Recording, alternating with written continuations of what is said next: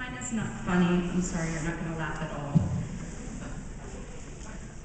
A few weeks ago, I lost my will to live. You may have noticed that I have not been very good at getting back to your comments.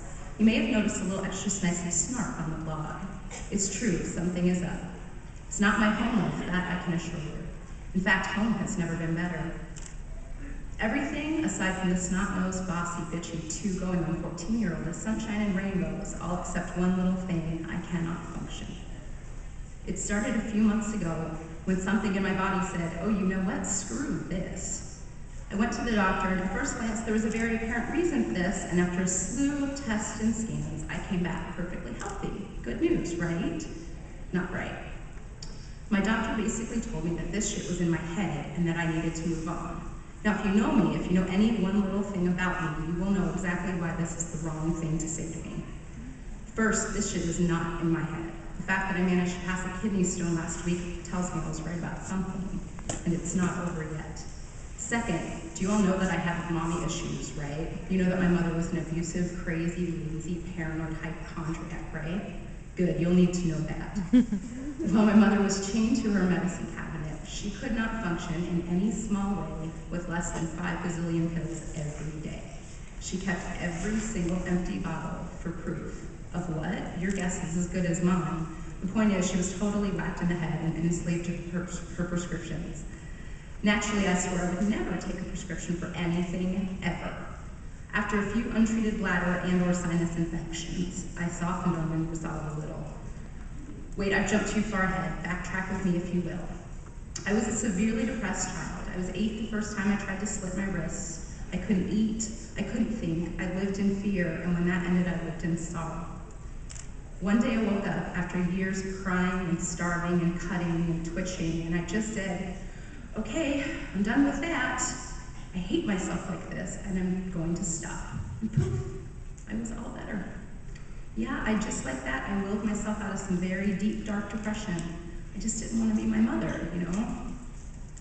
Fast forward to 2005, I was having some wickedly awesome postpartum depression. Things were shaky on the home front, and I went to my doctor. I told her that I was tired of the teeth grinding and the nail biting and the general tweaking anxiety. I told her I felt like I was sinking, and she threw a prescription for an SSRI at me. She knew my history, she knew how I felt about this stuff, and she assured me it would help. Dear God, how she was right. I never knew people could be reasonable inside. I could sleep, I could function, and nothing got to me quite as badly as it used to. The overwhelm stopped dead in its tracks. I have to tell you that I'm going to cry at some point. And it's coming. Yeah. Like, next paragraph. And then we moved to Canada, and then we didn't have insurance. And then we moved back to the States, and then we really didn't have insurance. And then I went through some very hard shit drug-free, and I survived it all just fine. Kudos to me, huh? And then we moved back up to Canada, and we got an insurance, and I got my SSRIs back. And life was good again, but then the prescription ran out, and I didn't fill the new one because I had gone to the doctor for some health problems, and this is where the story weaves back in. And she basically told me that I was nuts and that I needed to quit smoking, and that here's this prescription for real life, actual hardcore antidepressants. Oh dear God, I am my mother. It started. I stared at that prescription for almost 2 months. I had the sheet, but I didn't fill it. I couldn't accept that I just couldn't will myself out of it again.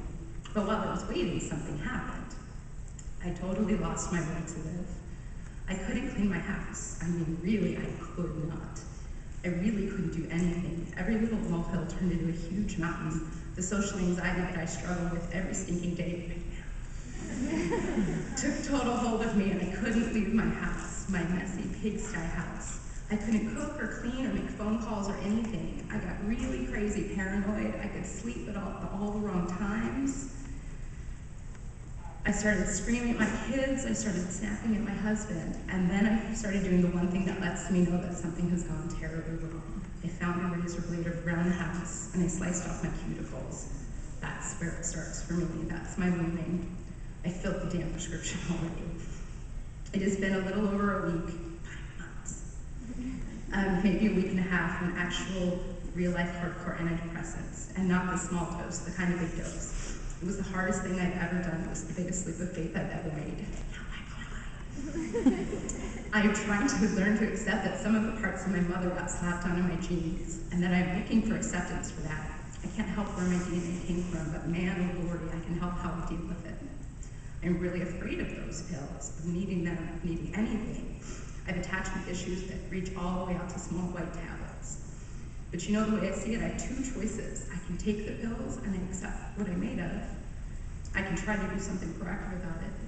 Or I can sit here worrying and wallowing in a filthy house. I can be my mother, or I cannot be her. I always thought that taking the pills meant I was surrendering, but I think that maybe, just maybe, taking them is fighting back. Right now, my house is clean, the dishwasher is unloaded. I went to the PTA meeting last week. The laundry is all washed.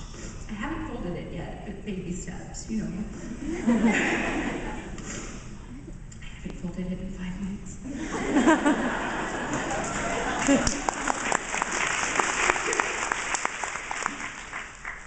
I really can't sleep all that well, and I've almost completely lost my appetite, but I've actually cooked my kids a meal or two this week. I have groceries in the pantry, and the bills are all paid, and I've taken a shower every single day for 5 months.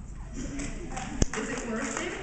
Time only will tell. For now, though, I'm proud of myself for taking that leap. I'm proud for being able to take the next step in growing, in moving forward, in recovering. I get cocky sometimes because I think it's all done, and the time and distance have healed those old wounds. But the fact is that this is just part of me, and I have to face it, and I have to deal with it realistically.